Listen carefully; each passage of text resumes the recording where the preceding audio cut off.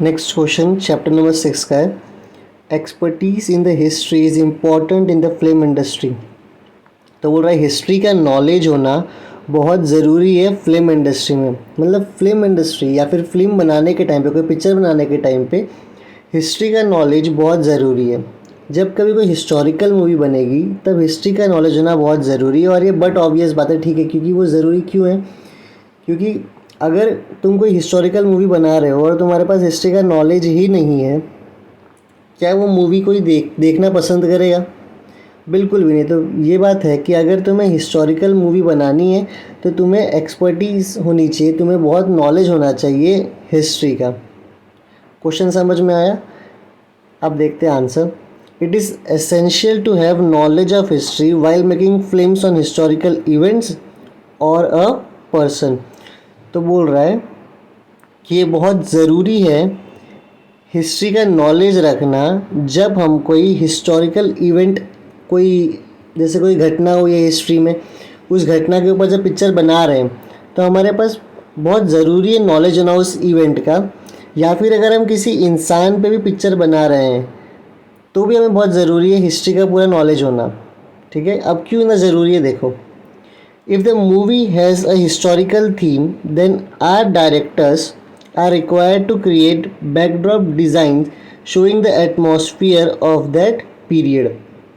तो बोल रहा है अगर वो मूवी हिस्ट्री पे बेस्ड है, अगर वो मूवी हिस्ट्री पे बेस्ड है, जो डायरेक्टर होता है वो उसको एक पूरा डिज़ाइन बनाना होता है जिससे ये मालूम पड़े कि हाँ हम उसी टाइम पीरियड की बात कर रहे हैं। जैसे कि अगर एक मूवी आई थी बाजीराव मस्तानी, तो बाजीराव मस्तानी मूवी ले लो, तो उस मूवी में जो पूरा सीन क्रिएट किया गया था डायरेक्टर के द्वारा, तो उसको देख के भी हमें लगता था कि हाँ ये उस ज़माने की ही बात की जा रही है।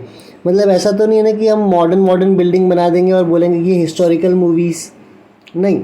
जो उस प्रॉपर उस समय पे जैसा माहौल था, जैसे लोग रह रहे थे, जैसे ट्रांसपोर्टेशन था, जैसे दुकानें थे, जो उस ज़माने में था वैसा ही पूरा एक सीन क्रिएट करना पड़ता है। तो वही यहाँ पे बोल रहा है कि if the movie has an historical theme, अगर कोई हिस्ट्री पे मूवी है तो directors are required to create backdrop design. तो डायरेक्टर्स को ऐसा पूरा डिज़ाइन क्रिएट करना पड़ता है जिससे मालूम पड़े, जिससे एक माहौल बने कि हाँ भाई ये उस ज़माने की ही बात की जा रही है। ठीक है, पहला बात समझ में आया कि तुम्हें ऐसा सब कुछ डिज़ाइन करना है कि लगे कि हाँ ये उसी ज़माने का है। Second, to write movie dialogues. तो मूवी डायलॉग्स भी ऐसे होते हैं जो उस जमाने, जैसे कि अगर मान लो हिस्टोरिकल मूवीज़, कोई रामायण मूवी बन रही है तो मूवी डायलॉग भी उस तरीके से ही होता है ना। उसमें एकदम हिंदी, थोड़ा संस्कृत का वर्ड का यूज़ होता है। ठीक है, तो मूवी डायलॉग ऐसा होना चाहिए। फिर the knowledge of the culture, अब उस ज़माने में कल्चर कैसा था उसी के बेस पे सब कुछ रहेगा। लैंग्वेज, जो मैंने ही बताया, as spoken in that period is necessary. तो उस ज़माने में कौन सा लैंग्वेज बोला जा रहा था वही लैंग्वेज बोलना बहुत ज़्यादा ज़रूरी है। तो तुम्हें एक तो एटमॉस्फेयर क्रिएट करना है, मतलब डायरेक्टर को एक एटमॉस्फेयर क्रिएट करना है। वो कैसे क्रिएट करेगा एटमॉस्फेयर? एक अच्छा डिज़ाइन देके कि भाई ये उसी ज़माने का डिज़ाइन है, ऐसे ही लोग वहाँ पे थे। उसके बाद में साथ साथ में मूवी के डायलॉग्स ऐसे रखने हैं जो उस ज़माने से मैच हो, वहाँ कल्चर ऐसा दिखाना है, लैंग्वेज ऐसा रखना है। चार चीज़ समझ आए? अगर ये सब हमें करना है तो हमें क्या आना चाहिए? उस ज़माने की पूरी हिस्ट्री आनी चाहिए। ठीक है, अगला पॉइंट देखते हैं। It is important to have knowledge of appropriate hair style. अब भाई हेयर स्टाइल भी उस ज़माने का अलग होगा तो उसका भी नॉलेज होना चाहिए। कॉस्ट्यूम, कपड़े अलग होंगे। ज्वेलरीज जो लोग पहनते थे वो भी अलग होगा, क्या गहने। फिर मेकअप ऑफ दैट एरा, तो हमें उसी ज़माने का पता होना चाहिए, डायरेक्टर को उसी ज़माने का पता होना चाहिए हेयर स्टाइल कैसा था, कॉस्ट्यूम कैसा था, ज्वेलरीज कैसी थी, मेकअप कैसा था। ठीक है, अगला, scholars of history are required who can work as an art directors और as a consultants to the art directors. तो जो हिस्ट्री के स्कॉलर होते हैं, जिनको हिस्ट्री का काफ़ी कुछ नॉलेज होता है, तो या तो वो एज एन डायरेक्टर काम कर सकते हैं या तो डायरेक्टर्स को कंसल्टेंट की तरह काम कर सकते हैं, मतलब हेल्प कर सकते हैं। ऐसा तो नहीं है ना कि हर डायरेक्टर को हिस्ट्री का नॉलेज होगा, लेकिन वो क्या कर सकता है, ऐसा पर्सन जिसके पास हिस्ट्री का बहुत नॉलेज हो उसको वो बुला सकता है कि भाई मुझे आके मदद कर कि उस ज़माने में कॉस्ट्यूम कैसा था, लैंग्वेज कौन सा था, वो उस ज़माने का कल्चर कैसा था, है ना। इस सब से वो मूवी बहुत सही बनती है। और देखते हैं, लास्ट पॉइंट है, expert in the field of history can find many professional opportunities. तो ऐसा इंसान जिसके पास एक्सपर्टीज़, जिसके पास बहुत नॉलेज है हिस्ट्री का, उसको वो बहुत जगह उसको जॉब मिल सकता है, ठीक है, उसे बहुत ज़्यादा जॉब मिल सकता है। तो उनमें से एक जॉब अपन ने कौन सा देखा है कि वो मूवी में डायरेक्टर्स को मदद कर सकता है या खुद भी एक मूवी डायरेक्ट कर सकता है, ठीक है।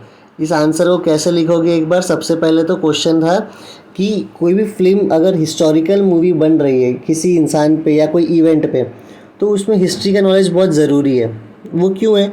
क्योंकि सबसे पहले तो पूरा एक थीम रेडी करना है, एक पूरा सीन रेडी करना है, एक पूरा माहौल एटमॉस्फेयर बनाना है जिसको देख के लगे हाँ यार ये हिस्टोरिकली है। लेकिन वो माहौल बनाना, वो एटमॉस्फेयर बनाने के लिए तुम्हें पता होना चाहिए कि वो ज़माने में था क्या क्या, पहली चीज़। सेकेंड, डायलॉग भी ऐसे होने चाहिए जो उस ज़माने से मैच हो, है ना। मैम ये कर देते हैं इसमें साथ साथ में ताकि तुम्हें अब याद रहे। सबसे पहले show casing the atmosphere of that period, पहला काम क्या है कि उस ज़माने का वो माहौल, वो एटमॉस्फेयर दिखाना है।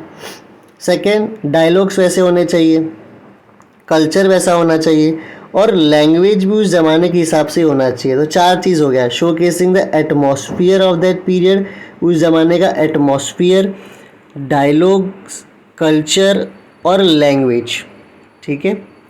आगे देखते हैं। उसके बाद में हेयर स्टाइल, कॉस्ट्यूम, ज्वेलरीज और मेकअप। मैं क्यों वापस से उसको रिवाइज कराता हूँ ताकि एक ही बार वीडियो देख के तुम्हारा पूरा हो जाए।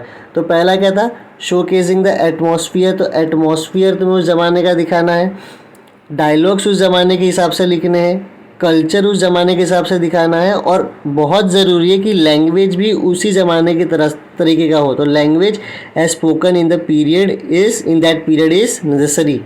और क्या चीज़ इंपॉर्टेंट है, हेयर स्टाइल, कॉस्ट्यूम, ज्वेलरीज और मेकअप। इतने में तुम्हारा ये आंसर रेडी हो जाता है। एडिशनल क्या लिखना होता है कि स्कॉलर ऑफ हिस्ट्री जो हैं वो काम कर सकते हैं या तो आर्ट डायरेक्टर की तरह, या तो फिर डायरेक्टर को मदद कर सकते हैं, कंसल्ट कर सकते हैं, कंसल्टेंट का काम कर सकते हैं, मतलब उसे समझा सकते हैं, मदद कर सकते हैं। और लास्ट में लिखना है कि जो भी इंसान एक्सपर्ट है हिस्ट्री के फील्ड में, उसके पास बहुत अपॉर्चुनिटीज़ है, प्रोफेशन मतलब बहुत सारे नौकरी वो कर सकता है, ठीक है। अब वापस रिपीट नहीं करता हूँ, इसको एक बार रीड कर लेना और ये आंसर हो जाएगा।